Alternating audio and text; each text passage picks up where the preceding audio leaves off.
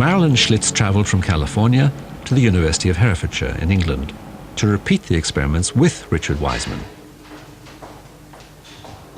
We used the same facilities, the same equipment, the same randomization procedure, the same subject population. Everything was identical except that I worked with half the people and he worked with half the people. And we both replicated our initial findings. In other words, I found a significant difference in the average amount of autonomic nervous system activity during the staring periods as compared to the control periods. Richard found nothing. Perplexed by the results, the two decided to repeat the experiment yet again. This time in her laboratory. Again, everything was identical, same subjects, same equipment, same randomization, and we again replicated the effect where I found a difference and Richard didn't. This suggests that there is something about the intentionality, the belief system, the perceptions of the experimenter that may influence the outcome of the experiments.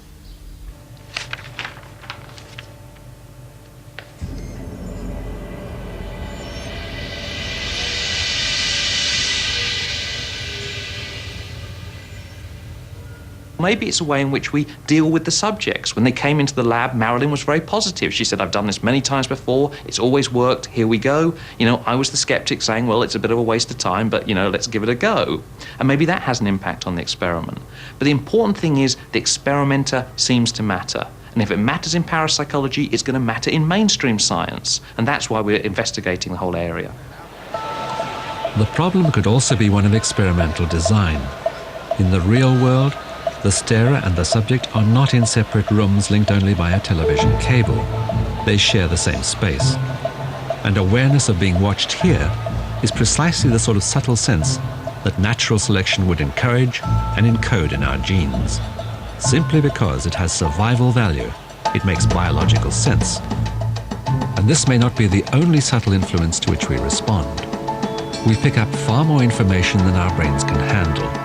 And in San Francisco, a parapsychologist is suggesting that this massive information includes not only news about what is happening, but clues to what is about to happen.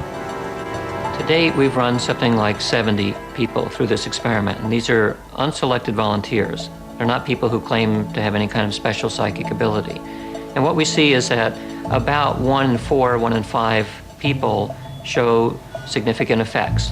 They're showing that they are unconsciously aware of their future. While teaching at the University of Nevada, Dr. Radin devised an experiment to test presentiment, the possibility that people can sense events a split second before they occur. The procedure is simple.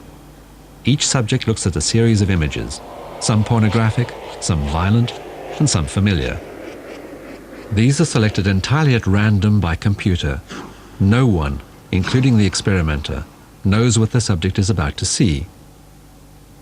She's attached to instruments that measure heart rate, blood pressure, and skin resistance. Changes in these show tension, over which we have no conscious control. The only thing she can control is when the picture changes. Then she displays a strong response to violent or erotic images, or a weak response to household objects. But Dr. Radin's extraordinary discovery is that many subjects are able to anticipate the images.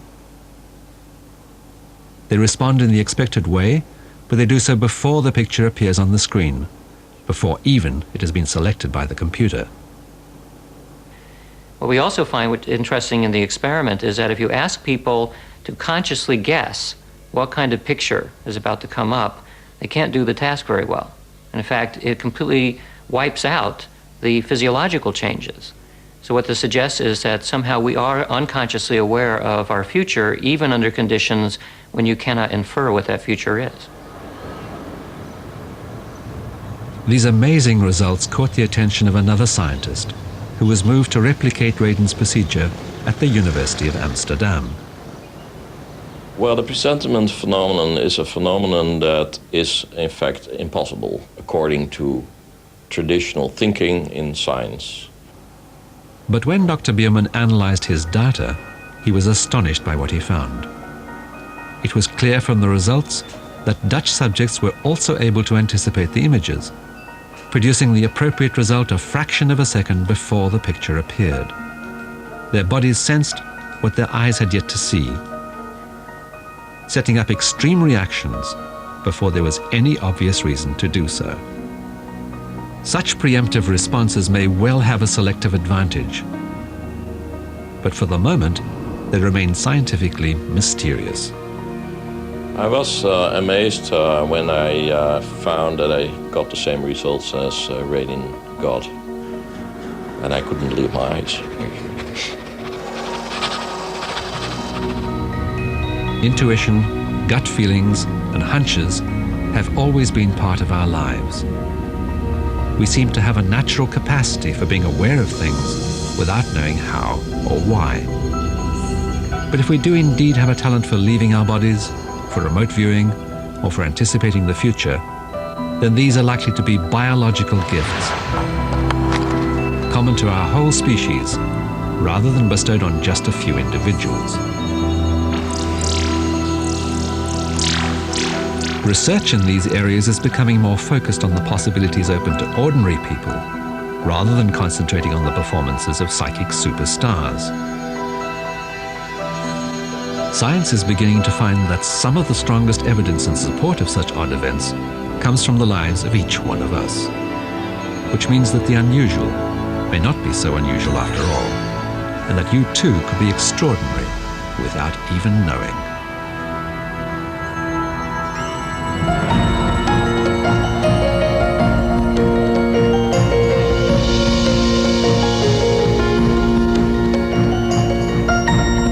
At a precise point in their development,